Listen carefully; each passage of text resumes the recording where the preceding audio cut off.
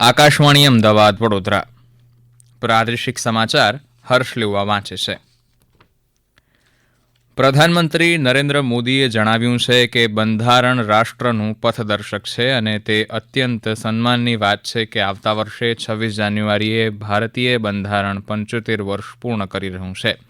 આકાશવાણી પર મન કી બાત કાર્યક્રમમાં રાષ્ટ્રને સંબોધન કરતા શ્રી મોદીએ જણાવ્યું કે બંધારણ સમયની તમામ કસોટીમાંથી ખરું ઉતર્યું છે. તેમણે જણાવ્યું કે આ વર્ષે બંધારણ દિવસે અનેક પ્રવૃત્તિઓ શરૂ થઈ છે જે સમગ્ર વર્ષ દરમિયાન ચાલુ રહેશે. મન કી બાતની 117મી આવૃત્તિમાં પ્રધાનમંત્રીએ આરોગ્ય ક્ષેત્રે ભારતની 2 મોટી સિદ્ધિનો ઉલ્લેખ કર્યો હતો. તેમણે જણાવ્યું કે વિશ્વ આરોગ્ય સંસ્થાનો અહેવાલ જણાવે છે કે ભારતમાં 2015થી 2023 દરમિયાન મેલેરિયાના કેસોમાં 80%નો ઘટાડો થયો છે. પ્રધાનમંત્રીએ કહ્યું કે આ શિયાળાની ઋતુમાં દેશભરમાં રમતગમત અને ફિટનેસ સંબંધિત ઘણી પ્રવૃત્તિઓનું આયોજન કરવામાં આવી રહ્યું છે. कश्मीर में स्कीइंग से लेकर गुजरात में पतंगबाजी तक हर तरफ खेल का उत्साह देखने को मिल रहा है. संडे ऑन साइकिल और साइकिलिंग ट्यूसडे जैसे अभियानों से साइकिलिंग को बढ़ावा मिल रहा है. અંતમાં શ્રી મોદીએ દેશવાસીઓને નવા વર્ષની શુભેચ્છા આપતા વિશ્વાસ વ્યક્ત કર્યો હતો કે ભારત આગામી વર્ષમાં નવી ઊંચાઈઓ પ્રાપ્ત કરશે.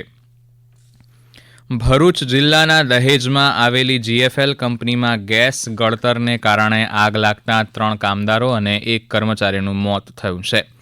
શનિવાર મોડી રાત્રે આ કંપનીના CMS પ્લાન્ટમાં આ દુર્ઘટના ઘટી હતી.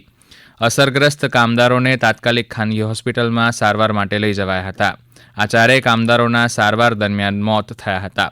ઘટનાની જાણ થતાં જ પોલીસ કાફલો ઘટના સ્થળે ધસી ગયો હતો. 4 મૃતક કામદારોના મૃતદેહ સિવિલ હોસ્પિટલમાં લઈ જવાયા હતા, જ્યાં તેમના મૃતદેહનું પોસ્ટમોર્ટમ કરાયું હતું. મૃતકોના પરિવારજનોને કંપનીએ વળતર પેટે 25 લાખ રૂપિયા આપવાનો નિર્ણય કર્યો હોવાની માહિતી કંપનીના HR વિભાગના AGM જિગ્નેશ પરમારે આપી હતી. ગઈકાલે રાતના એક દુઃખદ બનાવ 10 વાગે બન્યો હતો, જેની અંદર કંપનીના 1 કર્મચારી અને 3 કોન્ટ્રાક્ટના કામદારોનું મૃત્યુ થયું છે. હવે આ અંગે અમે બધી તમામ લાગતી વળગતી ઓથોરિટીને તરત જ ઇન્ફોર્મેશન આપીને તપાસ માટે એમને પૂરો સહયોગ આપવાનું નક્કી કર્યું છે અને કામ ચાલુ છે. અમારી પણ તપાસ ઇન્ટરનલ ચાલુ છે કે આ કઈ રીતના થયું છે.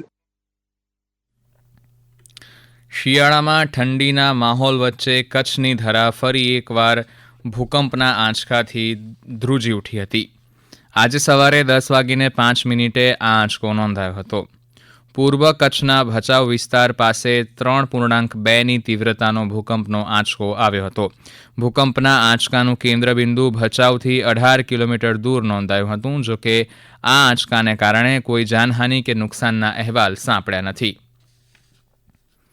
ગુજરાત બાર કાઉન્સિલે 30 ડિસેમ્બરનો નવા વકીલોનો શપથ ગ્રહણનો કાર્યક્રમ રદ કરવાનો નિર્ણય કર્યો છે. કેન્દ્રીય ગૃહમંત્રી અમિત શાહ અને મુખ્યમંત્રી તેમજ ગુજરાત હાઈકોર્ટના ન્યાયાધીશોની ઉપસ્થિતિમાં આ શપથ ગ્રહણ કાર્યક્રમ યોજવામાં આવનાર હતો.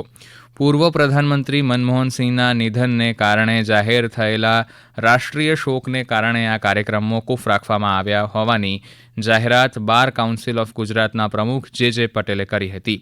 તેમણે ઉમેર્યું હતું કે 9000 જેટલા વકીલોનો આ શપથ ગ્રહણ કાર્યક્રમ હાલ પૂરતો મુલતવી રાખવામાં આવ્યો છે.